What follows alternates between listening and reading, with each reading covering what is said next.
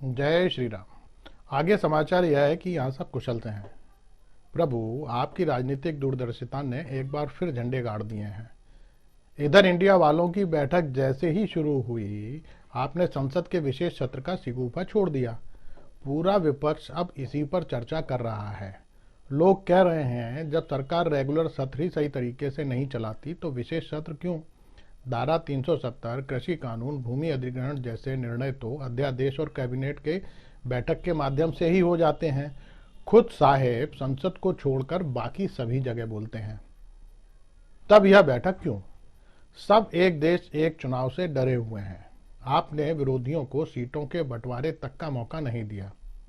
इस मुद्दे पर मंडल कमेटी आपके साथ खड़ी है। सरदार जंडैल सिंह चाहते हैं संगठन चुनाव छोड़कर बाकी सभी चुनाव एक साथ होने चाहिए। संगठन चुनाव में नेताओं के बीच आपसी खून खच्चर और गुटबाजी होने की संभावनाएं बनी रहती हैं, जैसे गुटबाजी आजकल आप और गडकरी के बीच चल रही है।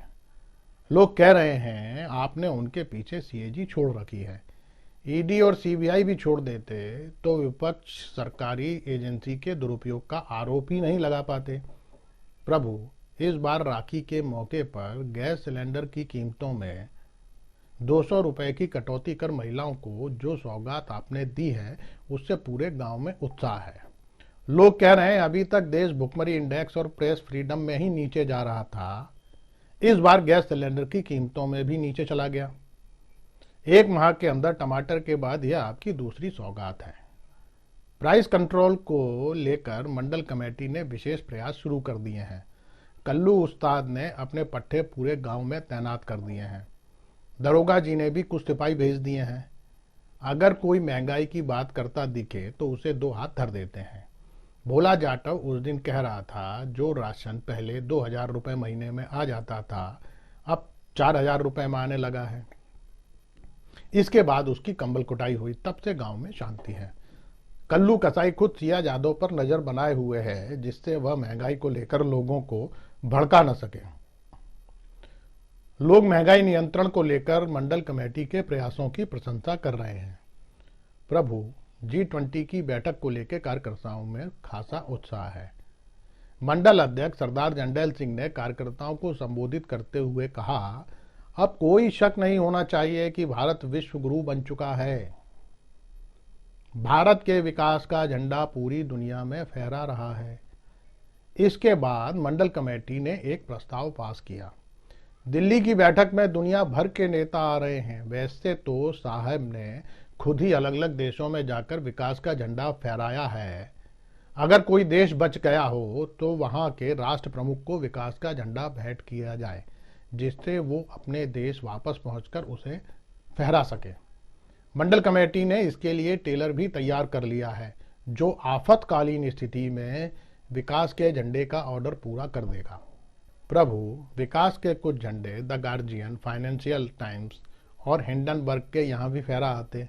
वे लिखते राष्ट्र सेठ के खिलाफ हैं और लोग हंसते हैं। आपको देखकर बड़ी शर्म आती है जी। मंडल कमेटी ने राजनीति में राजतंत्र को खत्म करने के लिए आपका अभिनंदन किया है।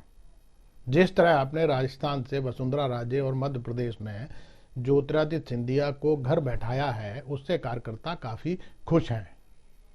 प्रभु, व्यक्तिगत सलाह है, आपको ये भ्रष्टाचार के खिलाफ बात नहीं करना चाहिए। उस दिन भन्नो सेठ और लच्छू सेठ दोनों नाराज हो गए। कहने लगे, एक तो हेरा फेरी, कल पार्टी को चंदा दो, ऊपर से बातें भी सुनो। बड़ी मुश्किल से सरदार जंडैल सिंह उन्हें समझा पाए कि ऐसी बातें केवल कहने के लिए होती हैं। प्रभु, आपने युवाओं को कविता लिखने की सलाह क्या दी? मंडल कमेटी का हर कार्यकर्ता कवि बना घूम रहा है। राधेलाल पंडित जी लगता है छाया काल पढ़ रहे हैं। वे भुखमरी और बेरोजगारी में भी सौंदर्य खोजने लगे हैं। लोगों को समझा रहे थे, सब मति भ्रम है। जिसे आप समस्या मानते हैं, असल में वह आपके जीवन का सौंदर्य है, जिसका आनंद लेना चाहिए। आदमी शरीर की भूख को भूलकर प्रभु की भक्ति की भूख का एहसास करेगा तो उसका परलोक सुधर जाएगा। उस दिन कल्लू कसाई का एक पट्टा भीमा कश्यप भी नोटबंदी पर कविता लिख लाया। बड़ी मुश्किल से उसे वहां से भगाया। इसी बीच पत्रकार लंगड़ आ गया, एकता और भाईचारे पर एक कविता लेकर। हमने उसे समझा दिया, देश में शांति है, ये एजेंडा यहाँ नहीं चलेगा।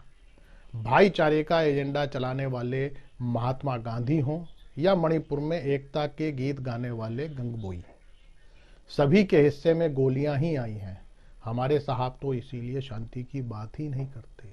शेष कुशल, आपका भक्त सेवक राम। नमस्कार।